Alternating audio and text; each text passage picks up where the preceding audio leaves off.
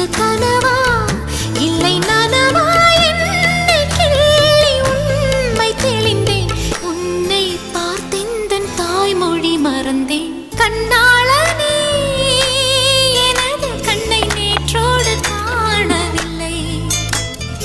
என் கண்களை பறித்துக் கொண்டும் ஏன் இன்னும் பேசவில்லை. ஆளான ஒரு செய்தி அறியாமலே அலைபாயும் சிறு